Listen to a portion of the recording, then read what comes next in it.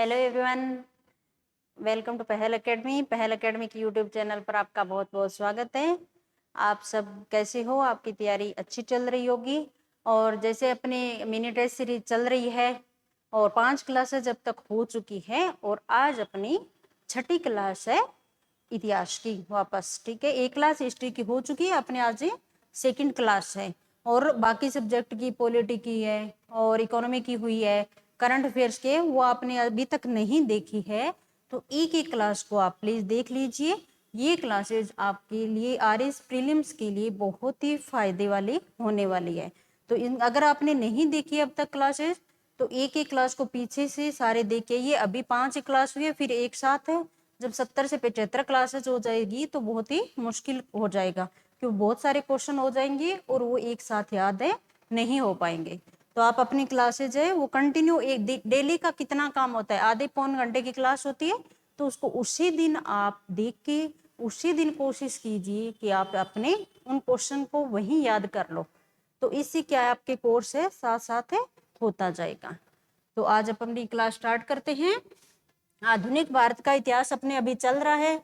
आधुनिक भारत के इतिहास की पहली क्लास हो चुकी है, अभी दूसरी क्लास है और 3-4 क्लासेज अभी और होगी आधुनिक भारत की। फिर अपने प्राचीन और मध्यकालीन भारत के इतिहास की करेंगे। ठीक है, तो चलो अपने क्वेश्चन स्टार्ट करते हैं। पहला क्वेश्चन है, poverty and un British rule in India नामक पुस्तक निम्न में से किसके द्वारा लिखी गई? किसके द्वारा लिखी गई है ये पुस्तक? पहले तो ये किताब का नाम, लेख है ये पता होना चाहिए, बहुत ही इंपॉर्टेंट है आधुनिक भारत के इतिहास की। ये आज इंग्लिश में साथ साथ लिखा हुआ है, तो हिंदी और इंग्लिश दोनों जो देख सकते हैं आप, जिनका इंग्लिश मीडियम है उनके लिए भी ये क्वेश्चन उतने इंपॉर्टेंट है। तो poverty and un British rule in India पुस्तक है या लेख है, जो भी किसकी द्वारा लिखी गई है? सुरेंद्र नाथ बनर्जी, दादा भाई नौरोजी, आरपी दत्त और ए.ओ. ह्यूम के द्वारा। तो पहले आप एक सेकंड खुद सोचिए इस क्वेश्चन को कि आपको इस क्वेश्चन का आंसर पता है या नहीं पता। ठीक है, तो poverty and un British rule in India है, इस किसके द्वारा लिखी गई थी? ये लिखी गई है दादा भाई नौरोजी के द्वारा। ठीक है, दादा भाई नौरोजी इंडियन नेशनल कांग्रेस है उनकी, आपको पता है एक उदारवादी युग आएगा, एक उग्रवादी आएगा। तो उदारवादी चरण की प्रमुख नेता थे दादा भाई नौरोजी। इन्होंने इंडियन नेशनल कांग्रेस है, इंडियन नेशनल कांग्रेस के अधिवेशन में 3 बार अध्यक्षता की है। 3 बार भारतीय राष्ट्रीय कांग्रेस के अधिवेशन की अध्यक्षता की है। और दादा भाई नौरोजी है the grand old man of India कहा जाता है इन्हें, the grand old man of India है। इन्होंने ईस्ट इंडिया एसोसिएशन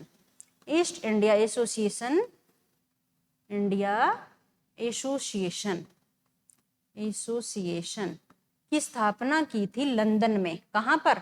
लंदन में की थी। और इन्होंने एक जो धन के निष्कासन, ड्रेन ऑफ वेल्थ, ठीक है, धन निष्कासन का सिद्धांत दिया था, जिसमें बताया गया था कि ब्रिटिश के द्वारा, ब्रिटिश वो कितने धन भारत से लेके जा रहे हैं, किन किन माध्यम से। ठीक है, और ये poverty and un British rule in India है, ये एक लेख है।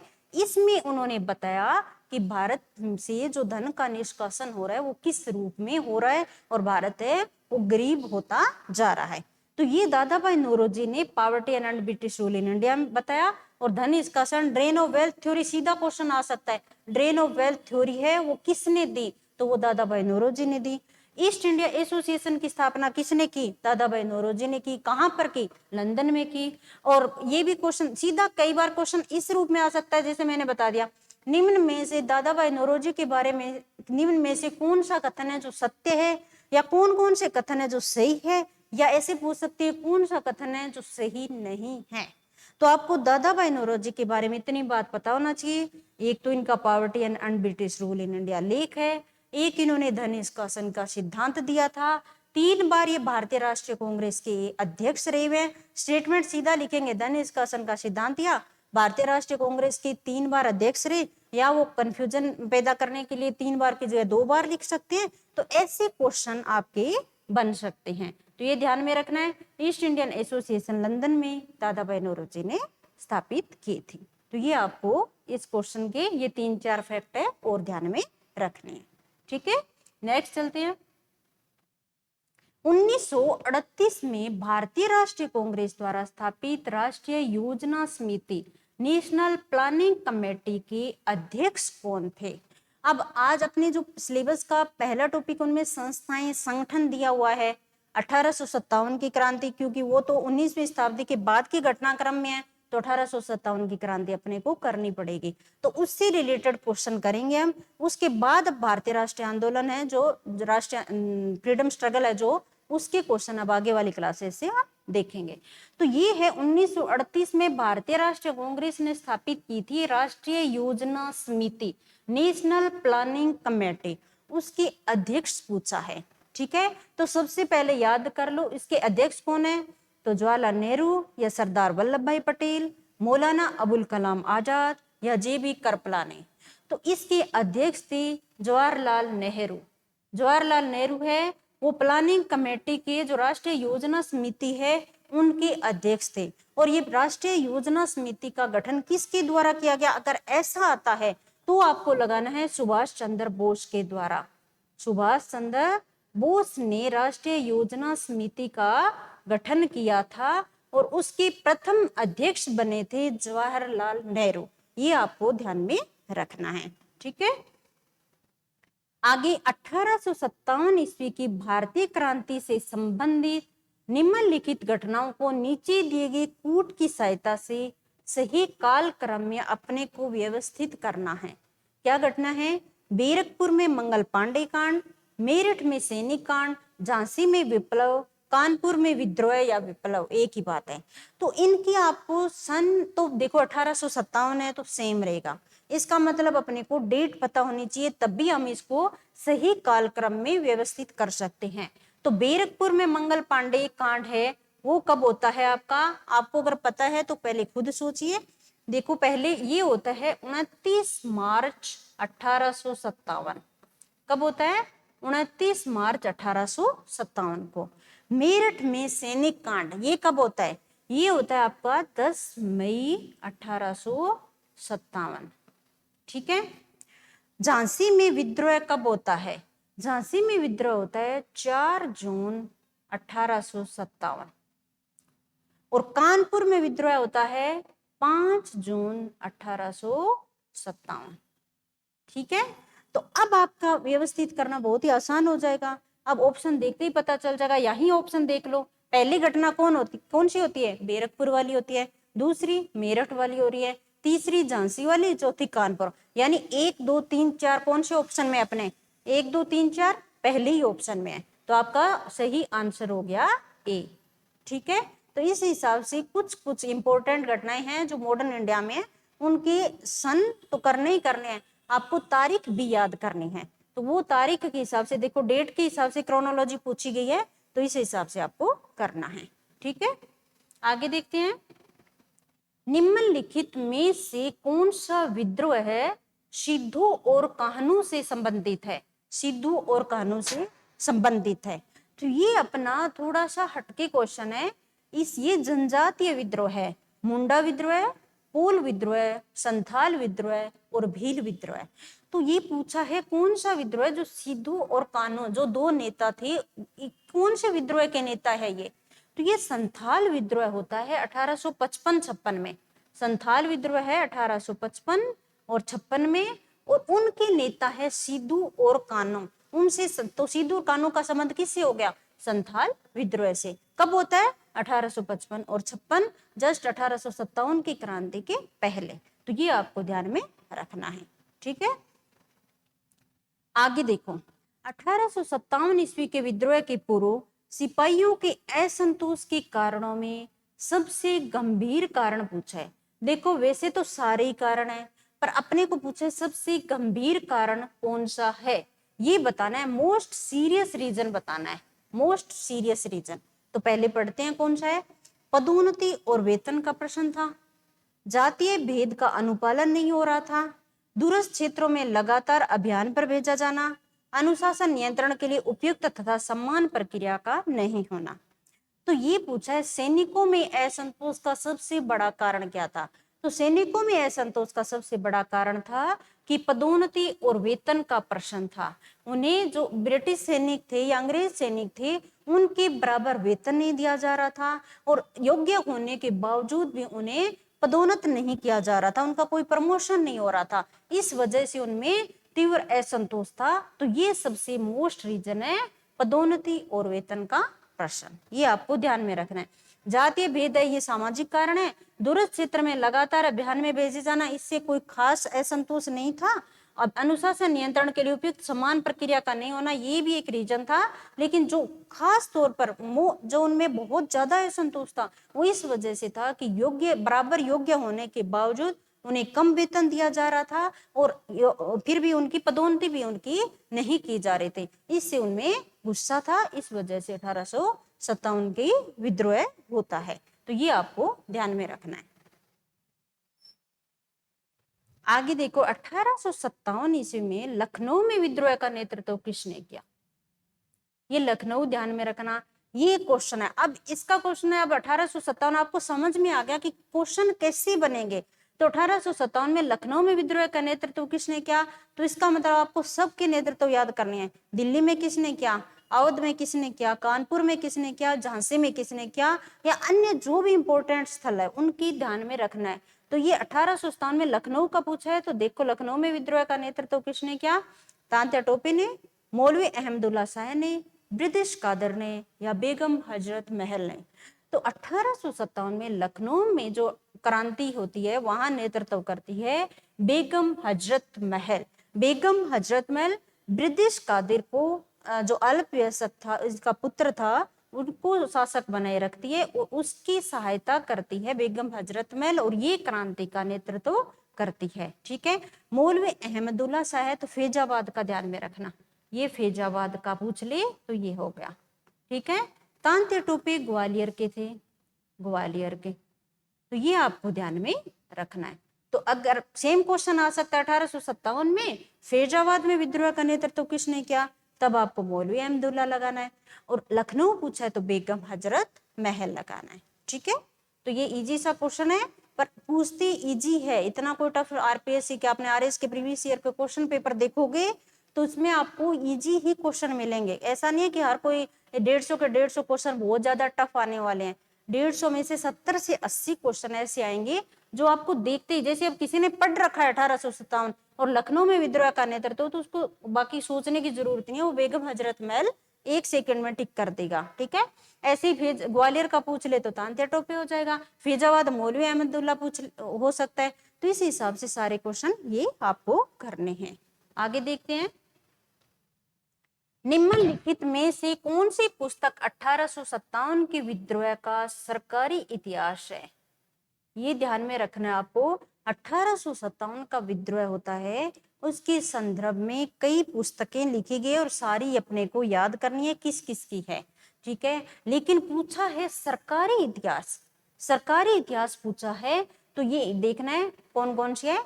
1857 theories of Indian mutiny, the sepoy mutiny and the revolt of 1857 and उपरोक्त में से कोई नहीं। अपने को क्या पूछा है, 1857 के विद्रोह का सरकारी इतिहास कौन सा है, गवर्नमेंट ने कौन सा लिखवाया था, किसको कहा था, तो ये 1857 है। ये एस सेन की किताब है, एस सेन। ठीक है, और ये 1857 की क्रांति का सरकारी इतिहास माना जाता है। 1857 किसकी है, एस सेन की है। ठीक है, the sepoy mutiny and the revolt of 1857, ये भी इंपॉर्टेंट किताब है। ये किसकी है, ये है आर.सी. मजूमदार, आर.सी. मजूमदार की है, ये ध्यान में रखना। और थ्योरीज ऑफ इंडियन म्यूटिनी ये है बी.आर. चौधरी, बी.आर. चौधरी की किताब है ये। ठीक है, किताब ये 3 है। अब इस एक क्वेश्चन में ये अपने को ये नहीं, आपको ये नहीं है कि कौन सी पुस्तक 1857 का सरकारी इतिहास है, आपने याद कर लिया 1857 है, यहाँ से एक ही क्वेश्चन होगा अगर ऐसे करोगे तो। और अगर ऐसे करोगे कि 1857 है, किसके द्वारा लिखी गई है, एस सेन के द्वारा, एक क्वेश्चन ये बना। दूसरी जो 2 पुस्तकें और दी गई है, थ्योरीज ऑफ इंडियन म्यूटिनी है, ये किसकी है? बी.आर. चौधरी के है। The sepoy mutiny and the revolt of 1857 ये किसके? आर.सी. मजूमदार के। तो इस एक क्वेश्चन में आपके 4 क्वेश्चन हो रहे हैं और चारों याद होने चाहिए। जरूरी नहीं कि ये लिख दिया सेम ऐसा क्वेश्चन है, ये तो जरूरी नहीं है ना। तो अपने को हो सकता है पूछ ले 1857 के विद्रोह का जो सरकारी इतिहास है वो किसके द्वारा लिखा गया था, ऐसा भी क्वेश्चन आ सकता है। तो पता होना चाहिए ना कि पहली बार सरकारी इतिहास है कौन सा? 1857 है। 1857 सीधा 1857 नाम है उस किताब का। लिखी किसने? ये पूछा है ना, तो एस.एस. सेन ने पूछा, सेन के द्वारा लिखी गई है। अब बाकी ये 2 है, इनके भी आपको पता होना चाहिए किसके द्वारा लिखी गई है। ठीक है, आगे देखते हैं। निम्नलिखित नीतियों में से कौन सी एक नीति है जो 1857 के विद्रोह के बाद अंग्रेजों ने देशी राज्यों के प्रति अपनाई? 1857 का विद्रोह हो जाता है, उसके बाद 1857 के बाद 1858 में महारानी विक्टोरिया की घोषणा आती है और फिर 1858 का अधिनियम आता है। तो उसमें कुछ चेंज किए थे। उन्हें अंग्रेजों को पता चला कि अब 1857 का विद्रोह हुआ किस वजह से था, अगर अब अपने को शासन करना है तो अपनी नीतियों में कुछ बदलाव करना पड़ेगा। तो उन्होंने नीतियों में बदलाव किया, काफी थी। सेना में क्या बदलाव किया, देशी रियासतों के प्रति क्या बदलाव किया। यहाँ अपने पूछा है देशी रियासतों के प्रति उनकी क्या नीति रही 1857 के बाद में। देखो, भारतीय राज्यों को ब्रिटिश साम्राज्य में मिलाने की नीति रही थी क्या? वे अब 1857 का विद्रोह है, देशी रियासतों का जो उन्होंने किसका साथ दिया उस हिसाब से अब उनको अंग्रेजी साम्राज्य में मिला लेते हैं। बिल्कुल नहीं रही थी ये नीति। ठीक है, भारतीय राज्यों को अधिक शक्तियां दे दे, नहीं दी, कोई शक्तियां ज्यादा नहीं दी। भारतीय राज्यों को विदेशी शक्तियों के साथ संबंध बनाने की छूट दी, बिल्कुल नहीं दी, कोई छूट नहीं थी। भारतीय राज्यों की यथास्थिति बनाए रखना, यस ये था। तो भारतीय राज्यों की उन्होंने कहा 1857 के विद्रोह में देशी रियासतों ने ब्रिटिश सरकार या अंग्रेजों का साथ दिया था, इस वजह से उन्होंने 1857 के विद्रोह का दमन करने में वो सफल रहे। तो उन्हें पता था कि देशी रियासतें उनके प्रति जो नीति है, अब पहले जो उनकी ब्रिटिश साम्राज्य में कुछ रियासतों को मिलाया गया था वो चेंज कर दिया, अब हम नहीं मिलाएंगे। उन्हें कोई ज्यादा शक्ति ना, उनकी शक्तियां कम करेंगे ना उन्हें शक्तियां ज्यादा देंगे। विदेशी शक्तियों के साथ संबंध इतने भी कोई छूट नहीं दी थी। ठीक है, आपकी जो ये स्थिति है वो आप जैसी है वैसी की वैसी रहेगी। अब हम आपके आंतरिक मामलों में इंटरफेयर नहीं करेंगे। तो ये भारतीय राज्यों की यथास्थिति बनाए रखना इसका सही उत्तर होगा। ठीक है, निम्नलिखित में कौन सा 1857 के विद्रोह का परिणाम नहीं था? अब 1857 का विद्रोह होता है, उसके परिणाम निकले अच्छे बुरे सही है, जो भी है, कौन सा था जो एक परिणाम इनमें से नहीं है? 4 में मुगल साम्राज्य की ताबूत में अंतिम कील साबित हुआ, मराठा शक्ति के उत्थान की सभी आशाएं धूल दूषरित कर दी, इससे कंपनी के शासन को खत्म कर दिया, इसके कारण ईसाई धर्म का प्रचार हुआ। आपको कुछ समझ आ रहा है? देखते ही समझ आया होगा इस क्वेश्चन का आंसर क्या होगा। देखो, 1857 के विद्रोह का परिणाम नहीं था पूछा है, तो ऐसा कोई परिणाम नहीं निकला। ठीक है, तो आंसर होगा आपका डी, ईसाई धर्म का प्रसार हुआ क्या? नहीं हुआ, ये कोई परिणाम नहीं था। बाकी देखते हैं, मुगल साम्राज्य की ताबूत में अंतिम कील साबित हुआ, 1857 के बाद में मुगल साम्राज्य खत्म हो चुका है। मराठा शक्ति के उत्थान की सभी आशाएं धूल दूषरित कर दी, बिल्कुल कर दी थी। इसे कंपनी के शासन समाप्त हो गया था और अब ब्रिटिश संसद ने अपने हाथ में कमान ले ली थी। कंपनी ईस्ट इंडिया कंपनी का शासन है वो खत्म हो चुका था और ये भारत एक परिषद आती है, गवर्नर जनरल है उनको वायसराय बना दिया जाता है, जो ब्रिटिश संसद का प्रतिनिधि के रूप में भारत में शासन कर रहा है। तो ये 3 परिणाम हुए थे, ये चौथा नहीं था। अब इसको ऐसे पूछ सकते हैं कि 1857 के विद्रोह, निम्न में से 1857 के विद्रोह के क्या क्या परिणाम रहे, और ये 4 देते हैं। फिर आपके ये भी लिख सकते हैं 1 2 थे, 1 2 3, 1 2 3 4, या इनमें से कोई नहीं। तो इस हिसाब से है, तो ये आपको तीनों याद रखनी है परिणाम के रूप में। इसको याद रखना है कि ये कोई परिणाम नहीं रहा था, ऐसे क्वेश्चन को दिमाग में रखना है। ठीक है, आगे देखते हैं। पहली बार भारतवर्ष की औसत प्रति व्यक्ति आय का सांख्यिकी अनुमान प्रस्तुत करने वाले कौन थे? किसने सबसे पहले भारत की औसत जो प्रति व्यक्ति आय कितनी होती है, अभी भी करते हैं ना अपने प्रति व्यक्ति आय कितनी है, जो राजस्थान की हो जो इंडिया की हो करते हैं, उसी हिसाब से उस टाइम प्रति व्यक्ति आय है उसका सांख्यिकी भी कितने रुपए थे, उस टाइम प्रति व्यक्ति आय कितने रुपए थी, जो सांख्यिकी आंकड़ा है वो सबसे पहले किसने दिया था? दादा भाई नौरोजी ने, रमेश चंद्र दत्त, गोपाल कृष्ण गोखले या फिरोज साहब मेहता, किसने दिया था? तो ये काम किया था दादा भाई नौरोजी ने। दादा भाई नौरोजी ने भारतवर्ष की प्रति व्यक्ति आय का सांख्यिकी अनुमान सबसे पहले दिया और उन्होंने बताया कि 1800 जो 66-67 है उस दौरान भारत में प्रति व्यक्ति आय थी 20 रुपए। कितनी थी? 20 रुपए थे। ठीक है, बात अब इसका एक क्वेश्चन और बहुत ही अच्छा सा ध्यान रखना है कि ये तो दादा भाई नौरोजी ने मोटा मोटा एक अनुमान लगाया, प्रति व्यक्ति आय का एक वैज्ञानिक आधार पर आकलन किया था, वो आपको ध्यान में रखना है। वैज्ञानिक आधार पर, वैज्ञानिक आधार पर प्रति व्यक्ति आय का आकलन किसने किया?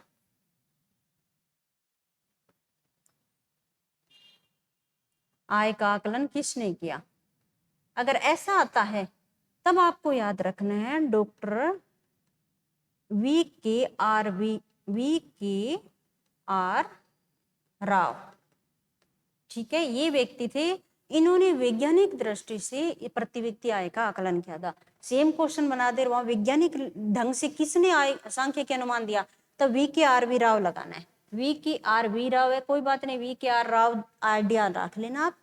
दादा भाई नौरोजी उन्होंने पहली बार प्रति व्यक्ति आय का अनुमान लगाया था। ठीक है, तो इससे 2 क्वेश्चन आपको ध्यान में रखने हैं। निम्नलिखित में से 1857 के विद्रोह में किस नेता के सर पर 50,000 का इनाम था? कौन से नेता थे जिनके सर पर 50,000 का इनाम रखा गया था? नाना साहेब थे, तांत्या टोपे, कुंवर सिंह या फैजाबाद का मौलवी? तो फैजाबाद के मौलवी अहमदुल्ला थे। फैजाबाद के मौलवी, इनका पूरा नाम मौलवी अहमदुल्ला, मौलवी अहमदुल्ला, जो इतनी देर अपने किया था फैजाबाद में क्रांति का नेतृत्व किया था, उनको पकड़ने के लिए 50,000 का इनाम घोषित किया था ब्रिटिश सरकारी ईस्ट इंडिया कंपनी ने। तो ये आपको ध्यान में रखना है। 1857 के विद्रोह में किस नेता के सर पर रखा? तो फैजाबाद के मौलवी अहमदुल्ला। ठीक है, निम्नलिखित में किस संगठन की स्थापना एनएम जोशी ने की थी? संगठन आपकी सिलेबस में संस्थाएं संगठन दिया हुआ है, तो एक पूछने की पूरी संभावना है कि पूछे कि एक संगठन या संस्था है उसकी स्थापना किसके द्वारा की गई थी, कब की गई थी? एनएम जोशी ने सामाजिक सेवा समिति बंबई, भारतीय राष्ट्रीय ट्रेड यूनियन कांग्रेस, सेवा समिति इलाहाबाद या अखिल भारतीय ट्रेड यूनियन कांग्रेस? तो एनएम जोशी ने अखिल भारतीय ट्रेड यूनियन कांग्रेस, पहला इस क्वेश्चन का आंसर ध्यान रखना है, Akhil Bharatiya trade union Congress, all India trade union Congress जो एटक था। ठीक है, इसकी स्थापना करते हैं एनएम जोशी, ये ध्यान में रखना है। दूसरी बात, इसकी स्थापना होती कब है? 1920 में होती है। एटक की स्थापना कब होती है? 1920 में। एनएम जोशी, लाला लाजपत राय और एक बंदा और था जो भी मेरे को याद नहीं आ रहा है, लाला लाजपत राय, एनएम जोशी, इन्होंने मिलकर अखिल भारतीय ट्रेड यूनियन कांग्रेस की स्थापना की थी। कब की थी? 1920 में। अब इसका पहला अधिवेशन होता है, उसकी अध्यक्षता किसने की? ये क्वेश्चन पूछा जाता है कि एटक के पहले अधिवेशन की अध्यक्षता किसने की? ध्यान में रखना है, ये पहले अधिवेशन की अध्यक्षता किसने की? तो आपको याद रखना है लाला लाजपत राय। लाला लाजपत राय है, उन्होंने एटक की पहले अधिवेशन की अध्यक्षता की थी 1920 में बंबई में। ठीक है, स्थापना किसने की? एनएम जोशी ने। ये आपको ध्यान में रखना है, अखिल भारतीय ट्रेड यूनियन कांग्रेस। ठीक है, आगे देखते हैं। 1857 के विद्रोह को निम्नलिखित में किसने प्रथम स्वतंत्रता संग्राम कहा? बहुत इंपॉर्टेंट क्वेश्चन है और बहुत बार एग्जाम में पूछा गया है। किसने प्रथम स्वतंत्रता संग्राम कहा? ठीक है, फर्स्ट फ्रीडम स्ट्रगल किसने कहा? जवाहरलाल नेहरू ने, विनायक दामोदर सावरकर, अरविंद घोष या सुरेंद्र नाथ बनर्जी?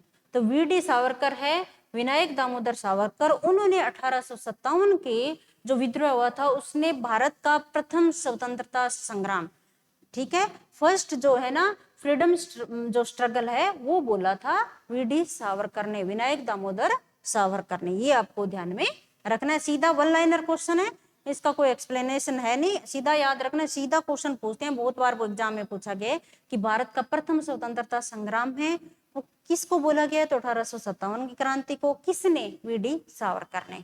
ठीक है, आगे देखते हैं। निम्नलिखित में कौन सा वक्तव्य सही नहीं है, ये ध्यान में रखना है, सही नहीं है। नाना साहब ने कानपुर में विद्रोह का नेतृत्व किया, बिल्कुल किया था।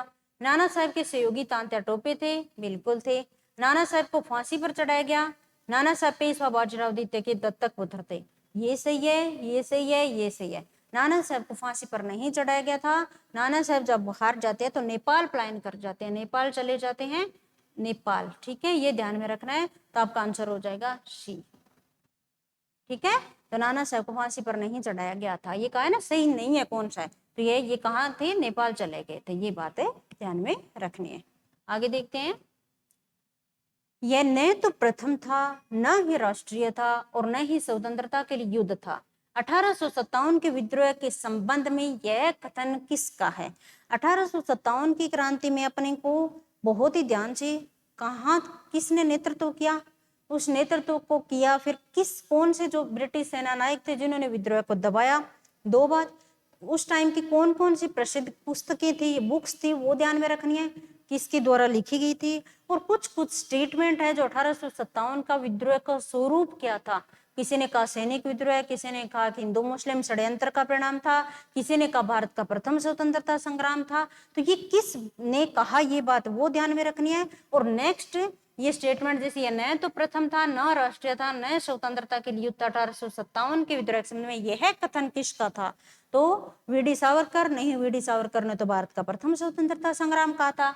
एस एस सेन सरकारी इतिहासकार थे, उन्होंने 1857 लिखी थी। आर.सी. मजूमदार और बेंजामिन डिसरेली, तो आर.सी. मजूमदार ने ये स्टेटमेंट दिया था कि न तो प्रथम, न राष्ट्रीय, न स्वतंत्रता के लिए युद्ध था। ये आपको ध्यान में रखना है। ठीक है, आगे देखते हैं। प्रथम आधुनिक लेबर एसोसिएशन कौन सा था? प्रथम आधुनिक labour association Madras labour association, Calcutta labour association, Bombay labour association या जमशेदपुर लेबर एसोसिएशन? तो मद्रास लेबर एसोसिएशन है वो प्रथम जो लेबर मजदूर संघ है वो था। 1918 में स्थापना होती है, मद्रास स्थल दे ही रखा है। और बीपी वाडिया ने इसकी स्थापना की थी, या ये ध्यान में रखना है। प्रथम मजदूर संघ था मद्रास मजदूर संघ, स्थापना 1918 में होती है। किसने की थी? बीपी वाडिया ने की थी, ये आपको ध्यान में रखना है। ठीक है, आगे देखते हैं। Deccan education society, Deccan education society की स्थापना किसने की? जी सावरकर, महादेव गोविंद रानडे, एन.एम. जोशी या डी.के. कर्वे?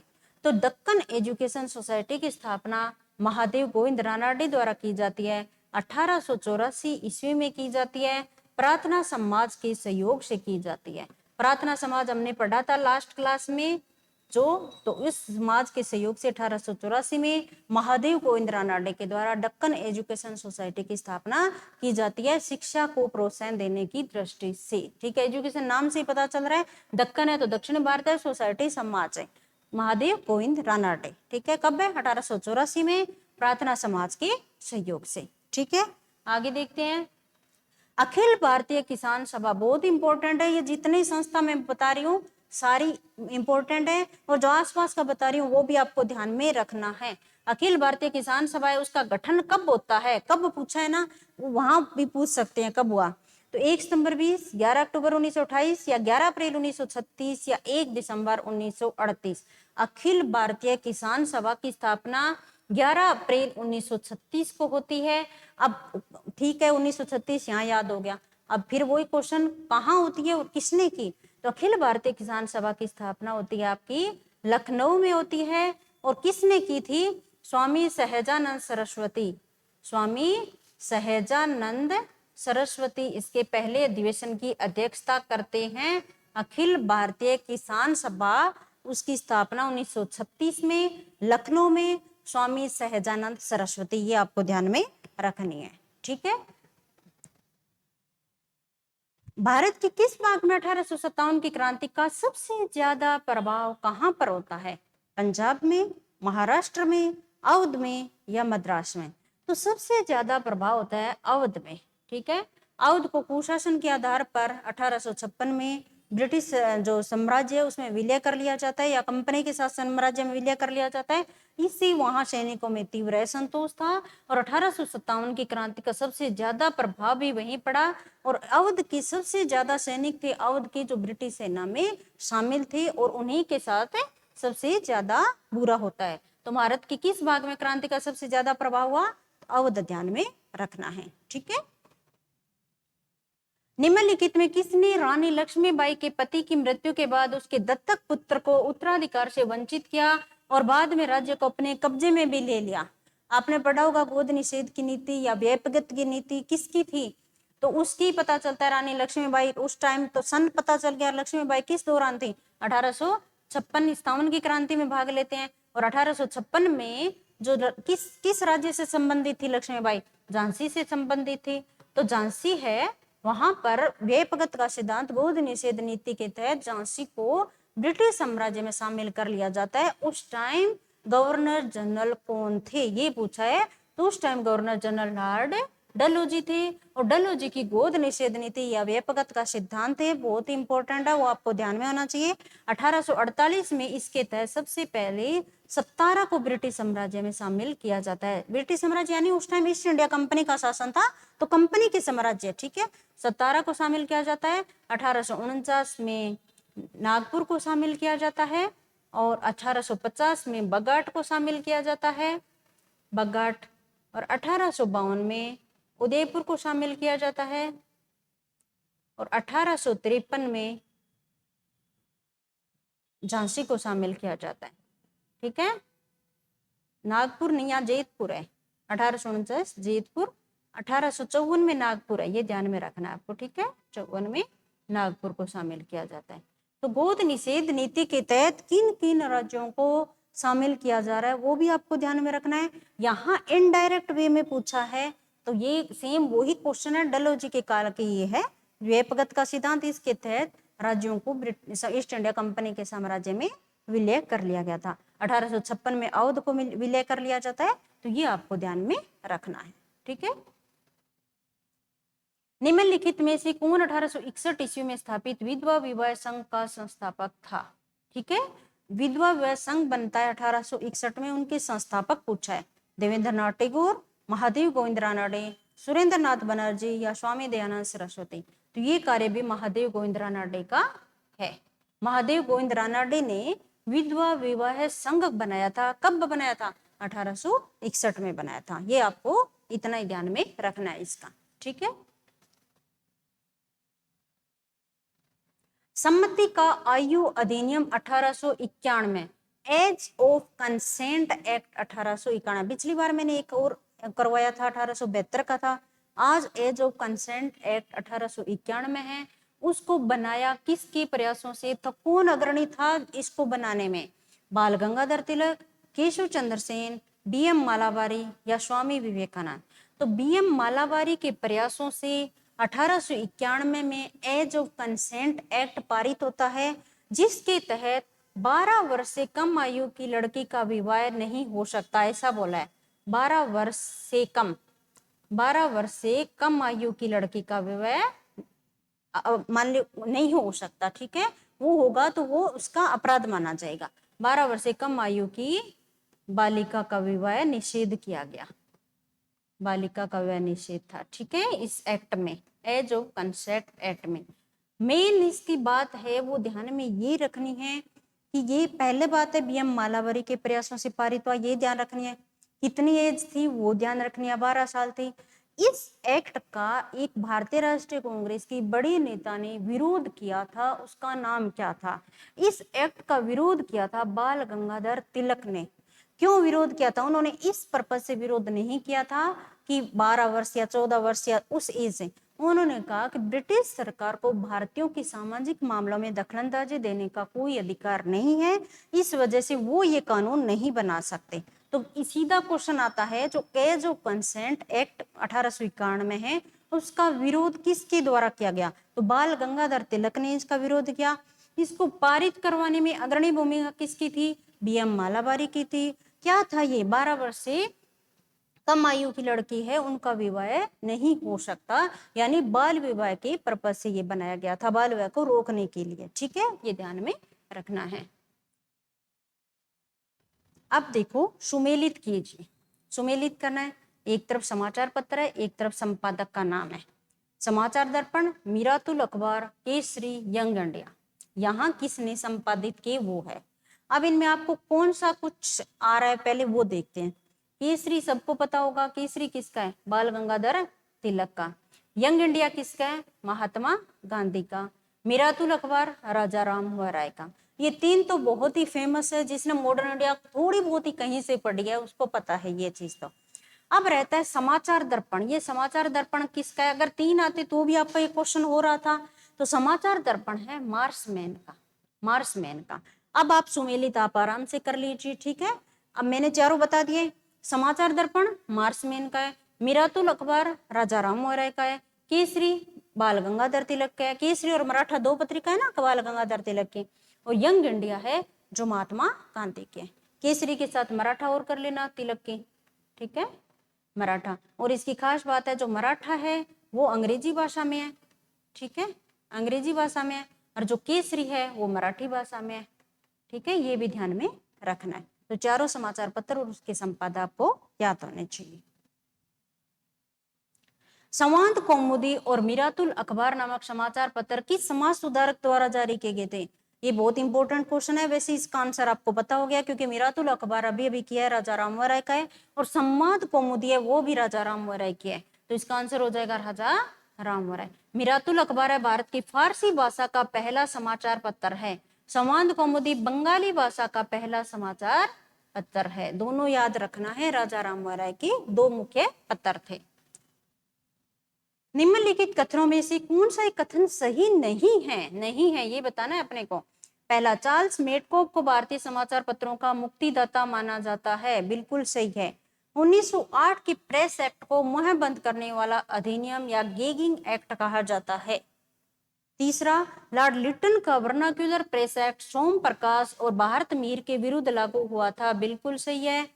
समाचार पत्रों के कानून की समीक्षा हेतु तेज बहादुर स्प्रू की अध्यक्षता में एक प्रेस कमेटी बनती है। चारों स्टेटमेंट बहुत इंपॉर्टेंट है, चारों के अलग अलग क्वेश्चन भी आपके पूछ सकते हैं। पहला बिल्कुल सही है, चार्ल्स मेडकोफ है भारतीय समाचार पत्रों का मुक्तिदाता माना जाता है।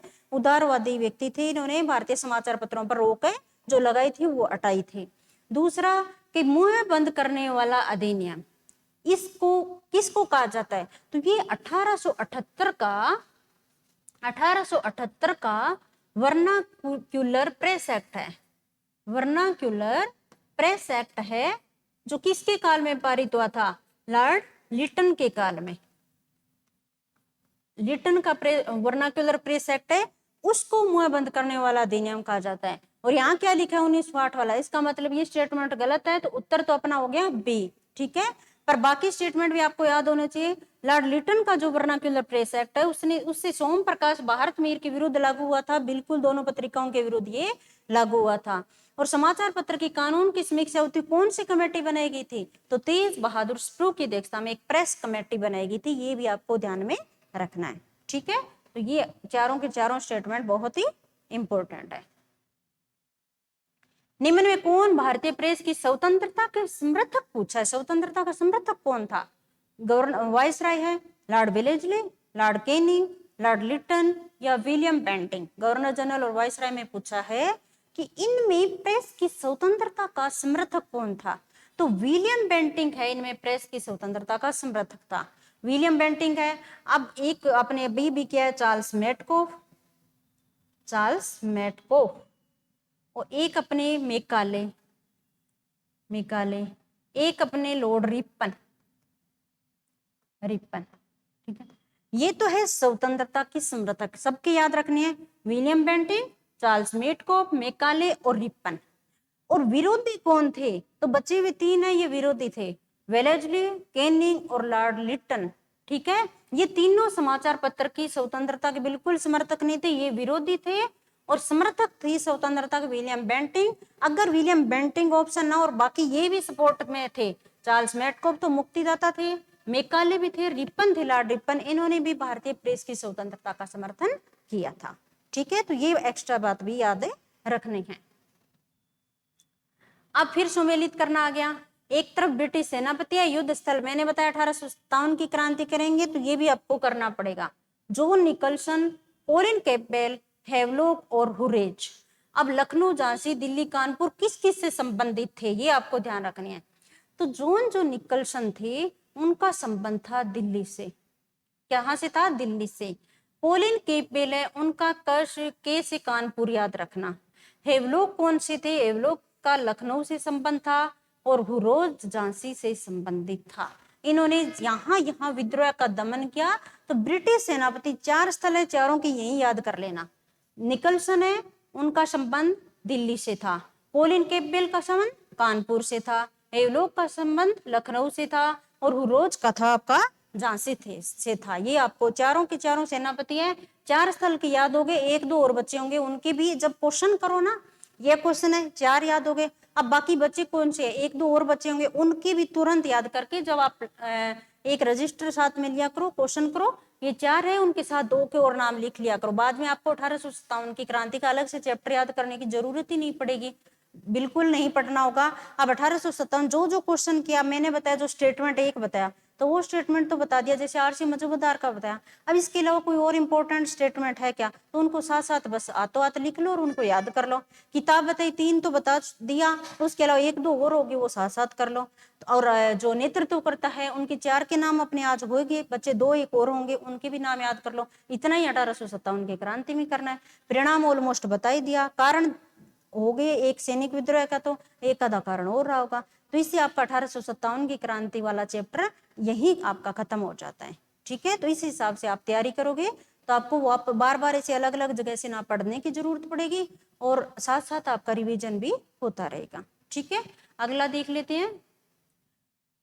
अब की बार देखो, सुमेलित करना है, संस्थाएं हैं और स्थापना कब हुई ये ध्यान में रखना है।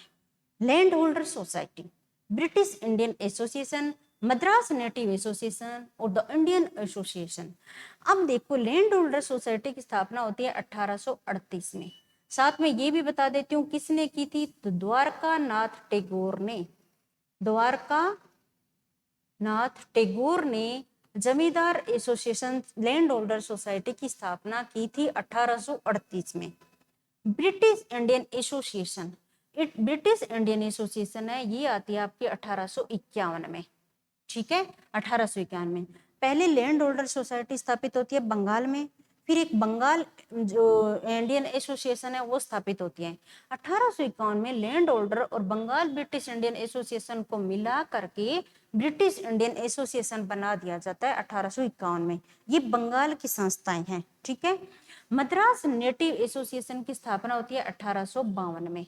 ठीक है, ये थे गजलू चेट्टी, इसके संस्थापक थे 1852 में मद्रास नेटिव एसोसिएशन के। और ब्रिटिश इंडियन एसोसिएशन 1851 में, इनका संबंध था 2 नेताओं से, एक देवेंद्रनाथ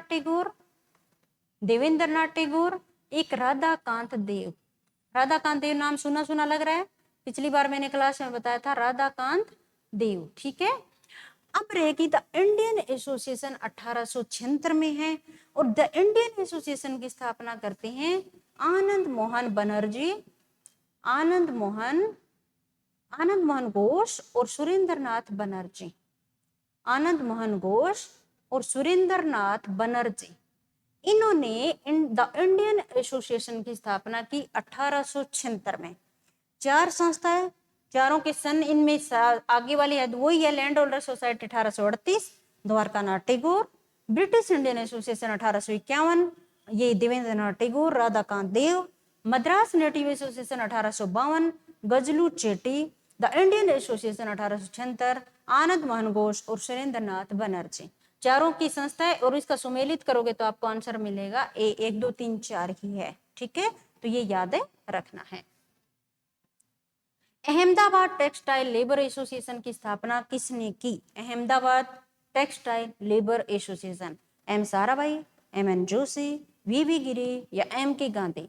तो M.K. गांधी, महात्मा गांधी ने अहमदाबाद टेक्सटाइल लेबर एसोसिएशन की स्थापना 1918 में की। ये उस टाइम सबसे ज्यादा मजदूर जुड़े हुए थे इससे। तो सबसे बड़ा संगठन था 1918 में एम के Gandhi Ahmedabad textile labour association की स्थापना की। ठीक है, याद रखना महात्मा गांधी की है। लास्ट क्वेश्चन है, निम्नलिखित का सही कालक्रम अनुक्रम बताया है। आयुध अधिनियम, इल्बर्ट बिल विवाद, भारत में प्रथम जनगणना और बंगाल का विभाजन। चारों देखते ही आपको आधुनिक भारत के इतिहास की घटनाएं इतना पता होना चाहिए कि देखते ही आपको पता चले कि किस दौरान हुई थी, इसके काल के गवर्नर जनरल कौन थे। तो आयुध अधिनियम 1878 में आता, 78 में ही आता है। ये थे लॉर्ड लिटन, लॉर्ड लिटन के काल का ध्यान में रखना है। इल्बर्ट बिल विवाद 1882 का है, रिपन के काल का, लॉर्ड रिपन। भारत की प्रथम जनगणना 1872 में होती है, लॉर्ड मेयो, लॉर्ड मेयो के काल में।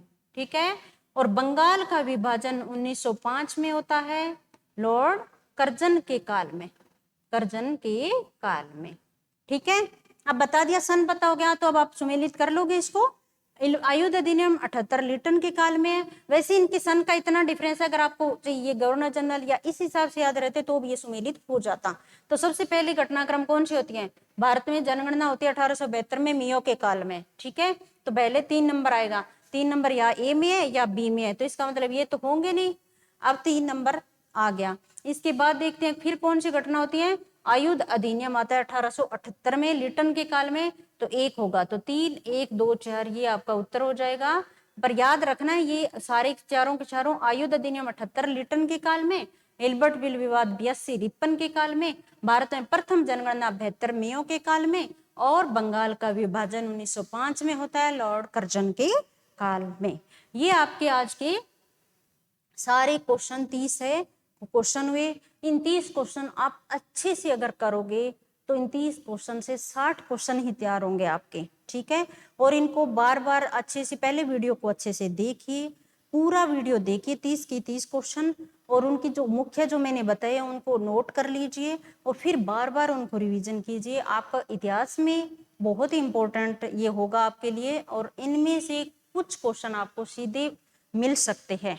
ठीक है, तो आप अच्छे से अपने वीडियो देखिए, आपको पसंद आ रहा है तो ज़्यादा से ज़्यादा लोगों को शेयर कीजिए, और नेक्स्ट अपने वापस क्लास लेके आएंगे। कल शायद आपकी ज्योग्राफी की क्लास होगी और हम मिलेंगे मंडे को हिस्ट्री की क्लास के साथ। Thank you so much.